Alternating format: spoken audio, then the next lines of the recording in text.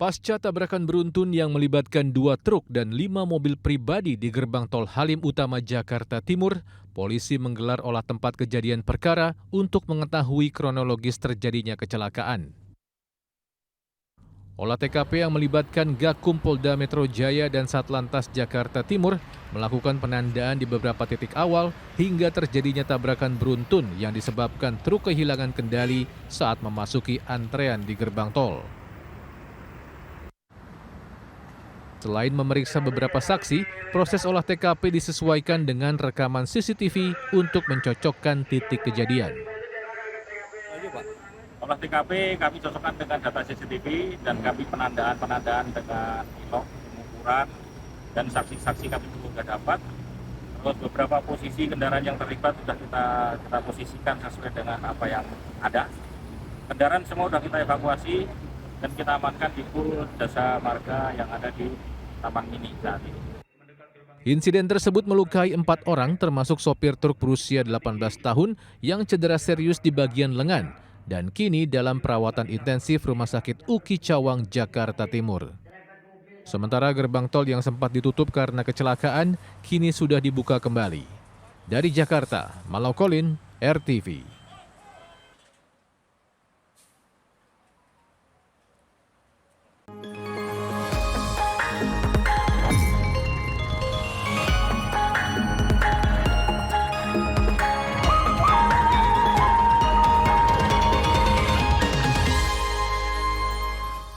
Halo, selamat pagi Tovan. Pagi Retno, apa kabar? Alhamdulillah baik. Bagaimana kabar kamu, sahabat RTV? Semoga selalu dalam kondisi yang sehat ya dan juga semangat menjalin puasa. Betul, karena sebentar lagi kita akan lebaran. Ya, masih 2 minggu sih ya.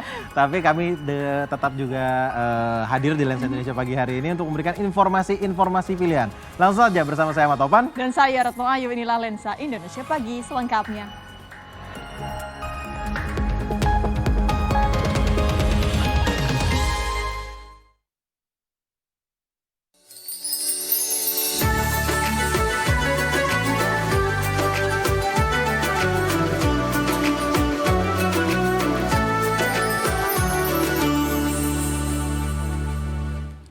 Sahabat RTV, mendengar kata Dubai, pasti kita membayangkan kota yang megah dan serba mewah. Tapi di Lensa Ramadan kali ini kita akan melihat Dubai dengan tampilan arsitektur kuno di Al-Shif. Ya, ini meski masih mempertahankan nuansa sejarah dan budayanya, Al-Shif menjadi kawasan yang ramai dikunjungi wisatawan untuk berburu makanan khas dan juga oleh-oleh dengan harga yang terjangkau.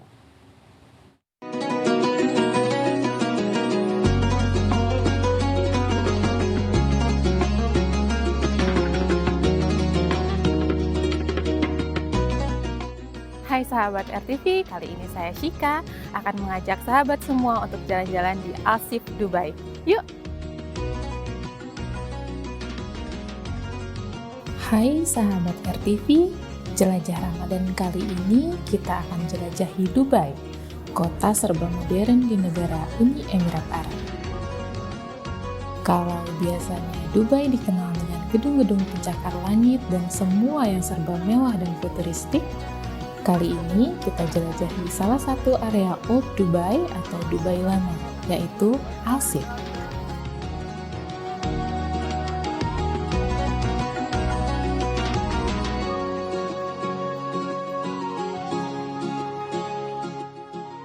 Dekat dengan laut, dulunya penduduk di kawasan ini kebanyakan berprofesi sebagai nelayan, penyelam mutiara, penenun, dan pedagang.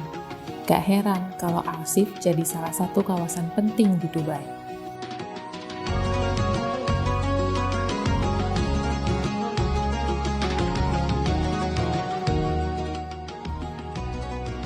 Tahun 2017, Al-Shif selesai direnovasi dan sekarang menjadi salah satu tujuan favorit wisatawan yang datang ke Dubai. Selain karena masih pertahankan nuansa sejarah dan budayanya, pengunjung juga bisa sekaligus coba kuliner khas Timur Tengah atau belanja oleh-oleh dengan harga yang cukup terjangkau.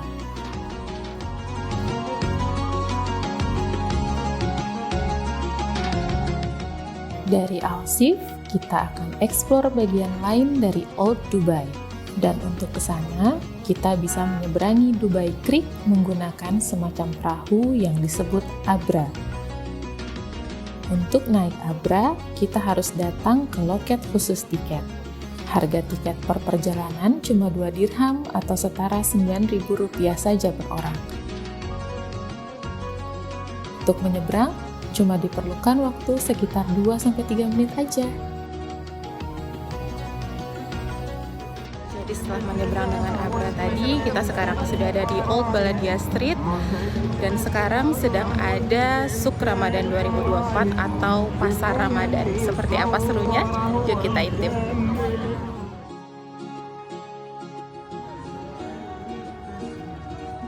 Nah, kebetulan selama bulan Ramadan ini ada Ramadan Suk.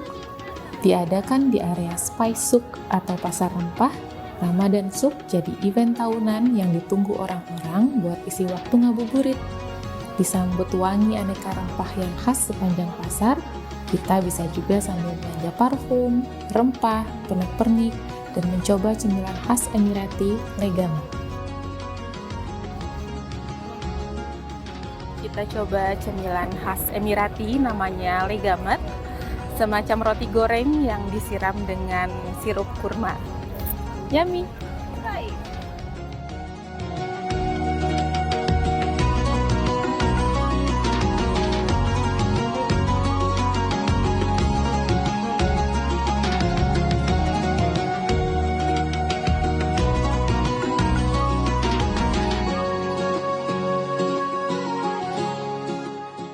Sahabat RTV, terima kasih sudah menemani di Dubai kali ini. Sampai ketemu lagi dan selamat Ramadan. Ya, kita beralih ke informasi terkait dengan sengketa Pilpres sahabat RTV. Pemohon Anies Baswedan ini menyinggung penyimpangan yang terjadi selama proses Pilpres 2024 sangat mencoreng integritas demokrasi negara Indonesia. Ya, pernyataan itu disampaikan Anies dalam sidang perselisihan hasil pemilihan umum 2024 di Mahkamah Konstitusi. Zaid Musafi, SH, MH, dan terakhir saya sendiri. Masih ada satu yang belum dikenalkan katanya. Anies menilai Pilpres 2024 tidak dilakukan secara bebas, jujur, dan adil. Sebaliknya terjadi penyimpangan yang dilakukan secara terang-terangan dari awal. Termasuk intervensi kekuasaan yang membuat MK mengubah ketentuan soal syarat pencalonan presiden dan wakil presiden.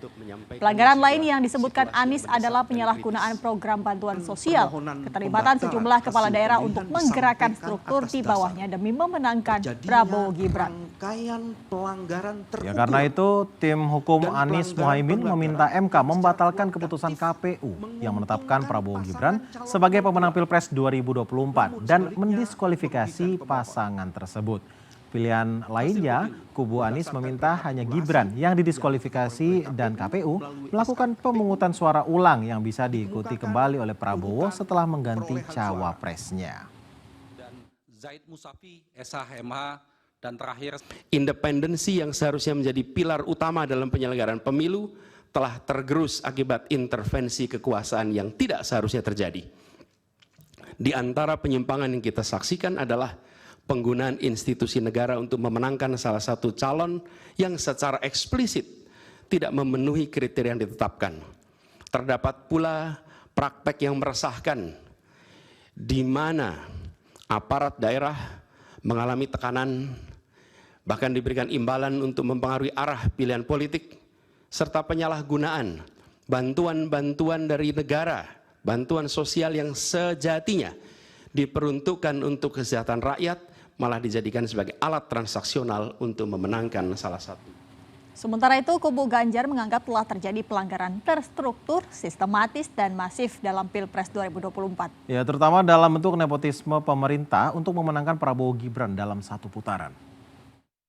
Terkait yang hadir pada kesempatan ini terdiri atas 14. Dalam pernyataannya di PHPU, pemohon Ganjar Pranowo mengungkapkan adanya penyalahgunaan kekuasaan untuk memenangkan Prabowo Gibran dalam satu putaran.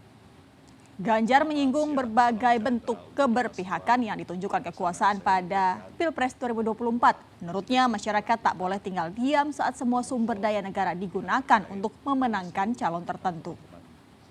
Sama dengan kubu Anies Imin, kubu Ganjar Mahfud juga meminta MK membatalkan keputusan KPU yang menetapkan Prabowo Gibran sebagai pemenang Pilpres dan mendiskualifikasi pasangan tersebut serta memerintahkan KPU untuk melakukan pemungutan suara ulang.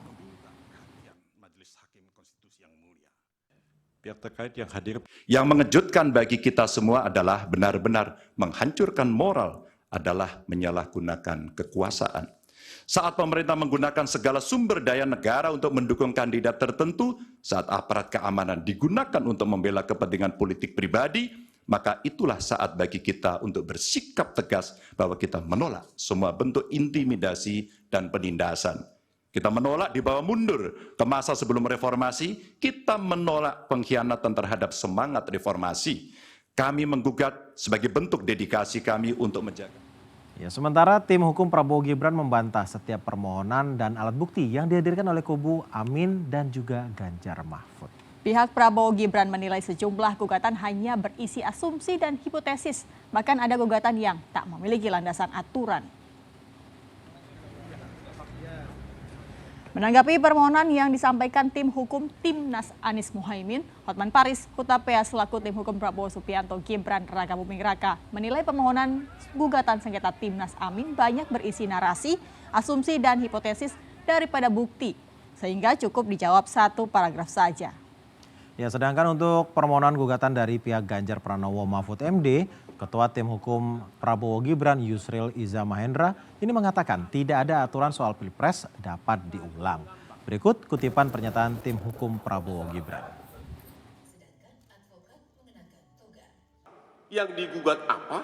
Yang dibahas bansos. 90% isi dari permohonan itu adalah tentang bansos. Dan itu bisa dijawab dengan satu kalimat. Bansos itu adalah sah sesuai dengan peraturan. Dan MK tidak punya kewenangan menilai bansos. Jadi permohonan dari 01 ini sebenarnya cukup dijawab oleh satu paragraf. Satu paragraf aja. Karena yang lainnya hanya ngoceh-ngocehan. Ngoceh sana sini, ngoceh sana sini. Dalam sejarah pemilu kita maupun peraturan perundang-undangan kita, belum pernah ada dan tidak ada aturannya bahwa pemilihan presiden dan wakil presiden itu dapat dilakukan pemungutan suara ulang secara menyeluruh. Ya. Dan kami menolak anggapan bahwa Mahkamah Konstitusi menyamakan pilkada dengan pemilihan umum presiden dan wakil presiden. Kita ke informasi selanjutnya, sahabat RTV, teka-teki BBM tercampur air di salah satu SPBU di Kota Bekasi, Jawa Barat akhirnya terjawab. Ya, ini Kepolisian Metro Bekasi Kota menangkap 2 orang sopir truk tangki dan seorang satpam. Ketiganya ini berkomplot mengurangi BBM yang diantarkan dan menggantinya dengan air. Setelah viral puluhan kendaraan roda 2 dan roda 4 mati mesin lantaran mengisi pertalite campur air di SPBU 3417106, Satuan Reserse Kriminal Polres Metro Bekasi Kota berhasil mengungkap 3 dalang di balik semuanya. SPBU yang terletak di Jalan Insinyur Haji Juanda, Bekasi Selatan, Kota Bekasi ini rupanya diakali oleh seorang sopir truk tangki bernama Nana Nasrudin, 32 tahun, beserta kernetnya Apip, 27 tahun, dan Engkos Kosasih, 53 tahun, seorang security SPBU Desa Kelari di wilayah Karawang, Jawa Barat. Modus para tersangka adalah menurunkan dan menjual sebagian isi tangki yang hendak dikirim ke SPBU Bekasi ke SPBU Kabupaten Karawang sebesar 14 juta rupiah. Kemudian untuk kembali memenuhi volume tangki yang berkurang, mereka menggantinya dengan air. Jadi modus operandi, para pelaku menawarkan minyak BBM jenis Pertalite sebanyak 1.800 liter kepada oknum security pada SPBU tersebut dengan uang sebesar 14 juta rupiah. Dari para tersangka turut diamankan sejumlah barang bukti, salah satunya selang dan pipa sedot yang digunakan untuk mencampur air ke dalam tangki Pertalite.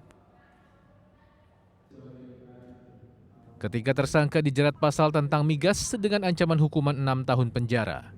Selain 3 tersangka, petugas juga mengamankan 2 orang lainnya yang kini masih dalam pemeriksaan di unit kriminal khusus Polres Metro Bekasi Kota. Dari Bekasi, Jawa Barat, Hashim Adnan, RTV. Selanjutnya sahabat RTV, 2 orang calo yang viral di media sosial karena aksi pemerasannya berhasil ditangkap oleh polisi. Dalam keterangannya, kedua pelaku ini sudah 3 bulan menjalankan aksinya memeras calon penumpang di sekitar pelabuhan.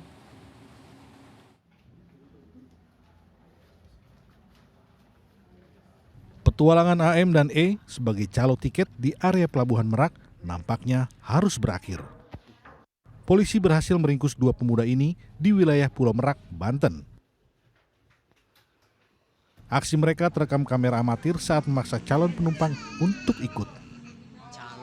Selain menghalangi korban, salah satu pelaku bahkan sempat memukul dan mengancam akan membunuh korban.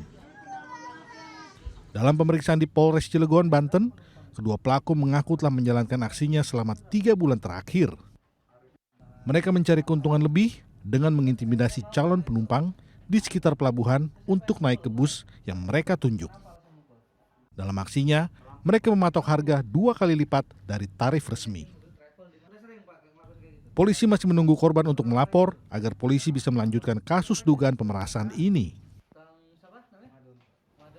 Untuk saat ini pemeriksaan awal kami mendalami terkait dengan tindak pidana 368 KUHP pidana terkait dengan pemerasan.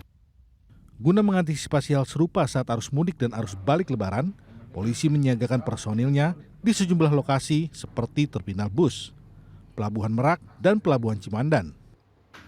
Dari Kota Cilegon, Banten, Herbert Mabun, RTV.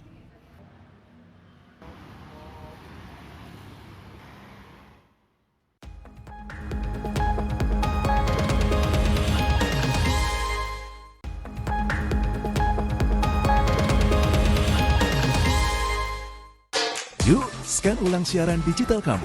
Caranya mudah. Hidupkan set-top box dengan remote-nya. Lalu nyalakan televisi kamu. Setelah itu di menu pengaturan, pilih sistem penerimaan siaran.